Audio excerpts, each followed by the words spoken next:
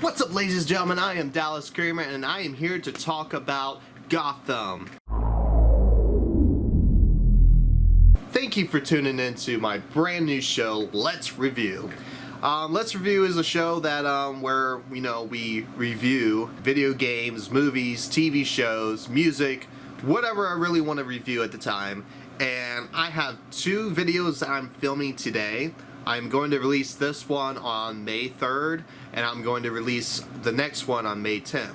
Now, I really want to talk to you guys about Avengers Endgame, but when this video comes out, it's only going to be a week after it went into theaters. And I want to give you guys a little bit more time to be able to go out, see the movie before you watch it. So that's why I'm going to release that video the following Friday. This week we're talking about Gotham. Now, if you haven't seen the series finale of Gotham, make sure you put this video in your watch later. Go watch it. Man, it's amazing. And then come back here and watch this review, because there are spoilers in this video. So if you don't want to get it spoiled, pause it, put it in watch later, go watch it, come back, and you're going to hear my opinion of what I liked about the series finale and what I liked about the show in general and different things I liked throughout the series. Now, talking about the series finale, now we saw like the episode before that, we saw the final showdown that they had leading up to it from the first episode of season 5, when it was, I don't remember the day, forgive me, but when it was the day whatever that they showed at the beginning of the season. Then they went to day 1. We finally got to see that showdown of why they were fighting the army. It was because Nissa Al Ghul was controlling them. And yeah, it was a very crazy scenario. And being able to see Bane, I mean, Bane was amazing this season. My personal opinion, thought he did better than Tom Hardy. And I know a lot of people are going to be like, there's no way in hell he could be better than Tom Hardy. Tom Hardy was like the best. Well, Tom Hardy wasn't the best at Bane. I'm sorry. He was good, but this guy, I don't remember his name. I'm probably going to put his name right here after I do some research. But this guy did a very amazing job. If you played the Injustice games, the first one, it had Bane on there. The voice sounded a lot like him. I don't think it was the same guy, who knows, but the way they did the effects sounded a lot like the Injustice Bane, and the way he talked, and it was just perfect, the way I enjoyed. It wasn't like you merely adapted the dark side, I was born into it. It wasn't that like high-pitched annoying voice. It was like, I'm Bane. Yeah, I can't even do the voice. But it was just, the way he did it was perfect, and I loved it so much. Let's also talk about the fact that we finally saw Bruce Wayne as Batman. How long did it have to take? I mean, they played that out for a while.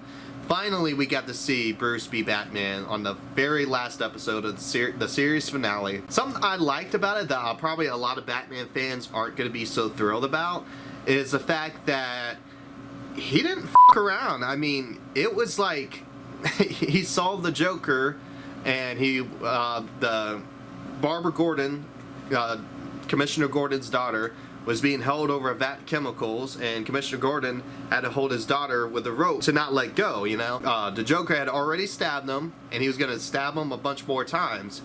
And instead of Batman being all like, ooh, we gotta, detain him and we can't kill him, he stabs a freaking throwing bat blade into his hand, and then another one into his forehead.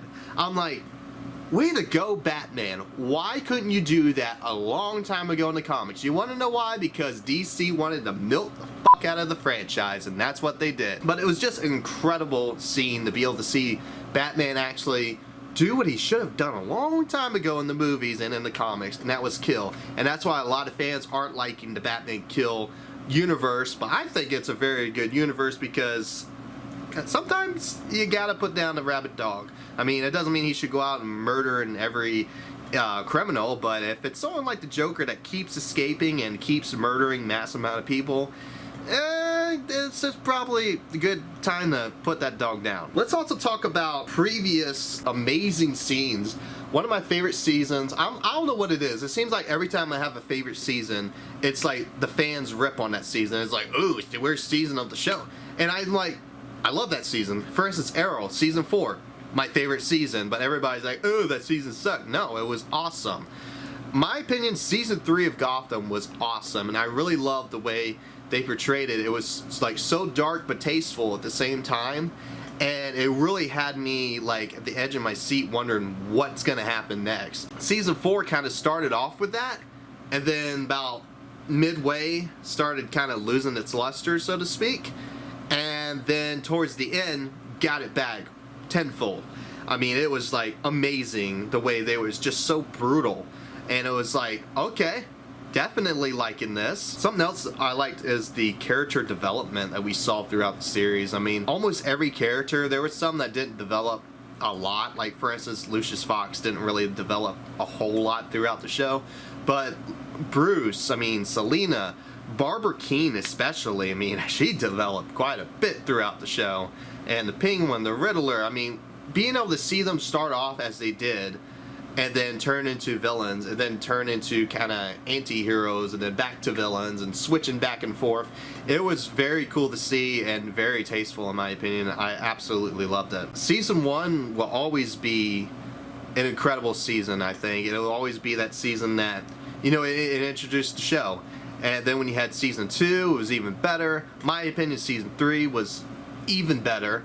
Season 4 started off good, then it got to where I was like, it's the worst season so far. Then it got to be one of the best seasons, if not the best. Then this last season, I think, takes the cake as the best season. I mean, they really amped it up throughout the show. In my opinion, they could have kept going, but I think they were ready to end it while they did, and while they were ahead. I mean, the ratings were still pretty good, so I think they're probably just wanting to end it before it starts getting stale. And I can appreciate that, you know, because I don't like seeing shows get milked so long to where it starts losing its appeal, and it's like it's the same thing you're doing every season, which every season they change it up, but after a while I'm sure it could have got that way, and I'm glad they ended it on a good note like they did. And such an amazing show. Well, that's about my opinion of the series finale. I can't really think of anything else at the moment. I mean, so many good things. Oh, something else I really want to appreciate is the fact that they had all the characters like in their actual costumes as in the comics. It was a very good choice, and I really liked the way, the thought process they put into that. It was incredible. So that being said, that's my review of Gotham series finale and Gotham series as a whole. My review is let's see, let's rank the different seasons. Why not?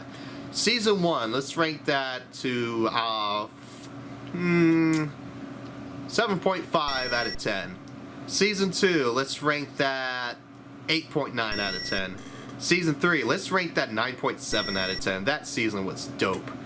Season 4, I know I said it progressed a little bit, but I'm gonna say since the middle half of the season, or middle third, whatever you want to call it, the season kind of slowed down, I'm gonna rank that a little less, and I'm gonna say 8.5.